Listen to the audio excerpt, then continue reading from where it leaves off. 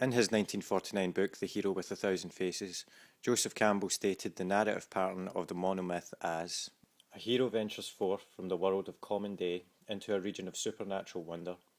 Fabulous forces are there encountered, and a decisive victory is won. The hero comes back from this mysterious adventure with the power to bestow boons upon his fellow man. Campbell states that the hero's journey is a series of 17 steps broken into 3 acts of departure, initiation, and return. We are going to look at one of the great modern representations of the monomyth. In every generation, there is a chosen one. She alone will stand against the vampires, the demons, and the forces of darkness. She is the Slayer. The hero is the man or woman who has been able to battle past his or her personal and local historical limitations to the generally valid, normally human forms. Such a one's visions, ideas, and inspirations come pristine from the primary springs of human life and thought.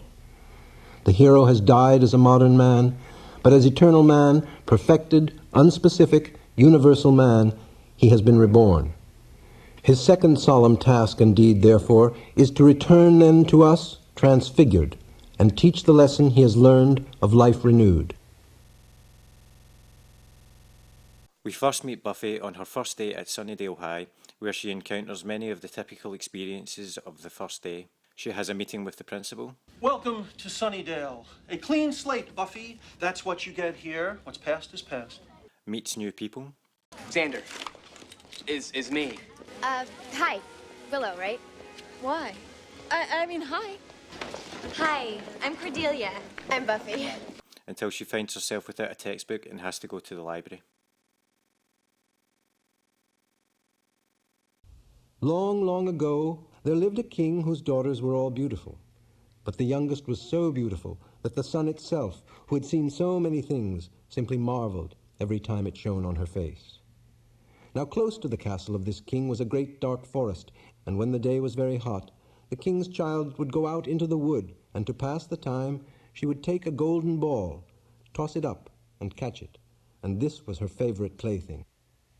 Now it so happened one day that the golden ball of the rolled directly into the water, and while she was lamenting in this way, she heard someone call to her. Anybody's here. Can I help you? She looked around to see where the voice had come from, and beheld a frog holding its fat, ugly head out of the water. Miss Summers? Good call. Guess I'm the only new kid, huh? I'm Mr. Giles, the librarian. "Oh, it's you, old water plopper," she said. "I'm crying because my golden ball has fallen into the spring." So then comes the little magical aid. She's sitting there, and the being of the abyss is wakened. And she hears the little frog voice saying, "What's the matter, little girl?" Well, she says, "I've lost my golden ball. I'll get it for you." 20th I century. know what you're after.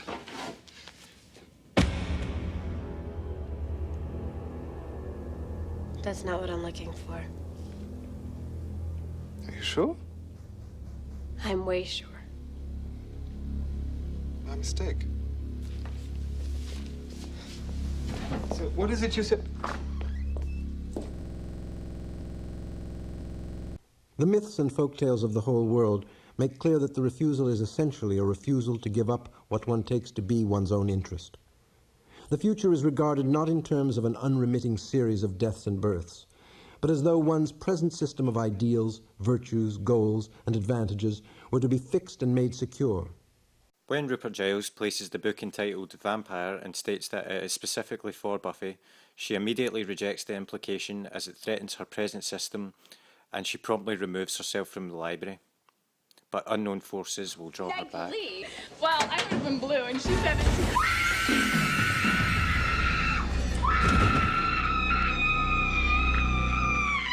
You heard about the dead guy, right? The dead guy in the locker? Yes. Because it's the weirdest thing. He's got 2 little holes in his neck, and all his blood's been drained. Isn't that bizarre? Aren't you just going, ooh? I was afraid of this.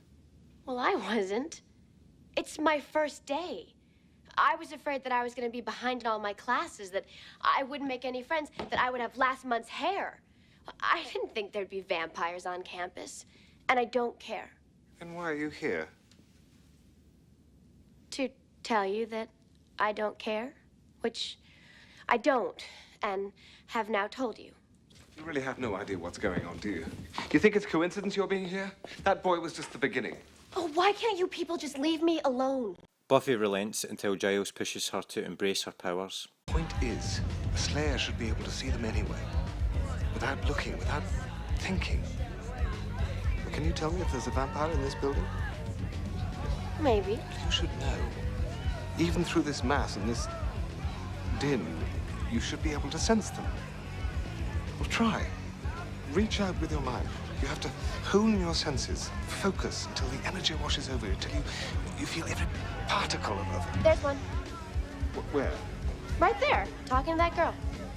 But you didn't hone. Oh, no. Isn't that... Willow. What's she doing? Seizing the moment. For those who have not refused the call, the first encounter of the hero is with a protective figure, often a little old crone or old man, who provides the adventurer with the amulets against the dragon forces he is about to pass. A Slayer slays, a watcher... Watches? Yes, no. He trains her, he prepares her. Buffy's supernatural aid comes in the form of Watcher, Librarian and Mentor Rupert Giles. Like the Wizard Merlin or the Jedi Knight Obi-Wan Kenobi, Giles fulfills what Campbell terms the wise old man archetype. His role is precisely that of the wise old man of the myths and fairy tales, whose words assist the hero through the trials and errors of the weird adventure. He is the one who appears and points to the magic shining sword that will kill the dragon terror, tells of the waiting bride and the castle of many treasures, applies healing balm to the almost fatal wounds, and finally dismisses the conqueror back into the world of normal life. With the personification of his destiny to guide and aid him, the hero goes forward in his adventure. Throughout the first season of Buffy the Vampire Slayer, Buffy prevails against her enemies and grows in strength and confidence, all in preparation of coming up against the season's big bad, the Master, an old and powerful vampire who tried to open the mouth of hell but trapped himself in an interdimensional prison. The mythology of the first season deals with Buffy thwarting the Master's attempts to escape and once again open the hellmouth that rests uneasily under the town of Sunnydale, until Giles discovers a prophecy. But it's very plain. Tomorrow night, Buffy will face the Master, and she will die. Faced with the prospect of her own death, Buffy retreats from her mission. Giles, I'm 16 years old. I don't want to die. Like before, Buffy tries to run away from her problems, only to be brought back in when her public environment and her hidden environments collide. What are we gonna do? Well, we have to.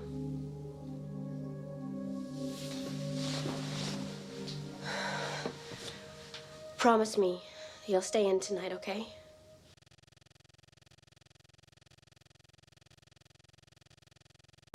And in this time will come the Anointed, and the Slayer will not know him. She will not stop him, and he will lead her into hell. Just as beyond the parental watch is danger to the infant, and beyond the protection of his society, danger to the member of the tribe.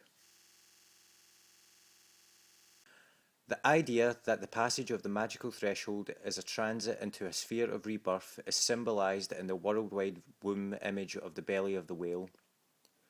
The hero, instead of conquering the power of the threshold, is swallowed into the unknown and would appear to have died. You're the one that sets me free. If you hadn't come, I couldn't go.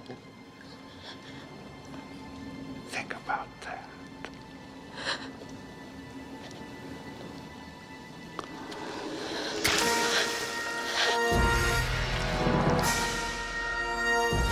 Oh, God, the power. By the way, I like your dress. This popular motif gives emphasis to the lesson of self-annihilation. But here, instead of passing outward, beyond the confines of the visible world, the hero goes inward to be born again.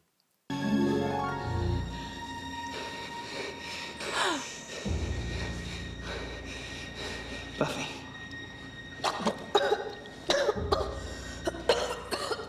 Master? He's gone up. No, you're still weak. No. No, I feel strong. The hero, whose attachment to ego is already annihilated, passes back and forth across the horizons of the world, in and out of the dragon, as readily as a king through all the rooms of his house. Yes. Come forth, my child. Come into my world. I don't think it's yours just yet.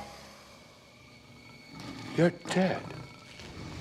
I may be dead, but I'm still pretty. Which is more than I can say for you.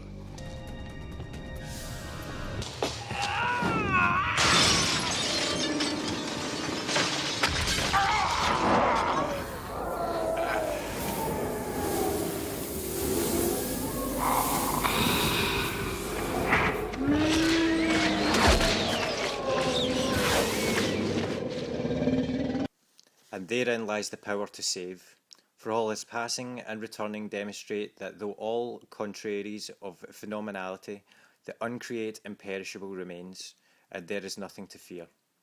What about him? He's not going anywhere. No, sir.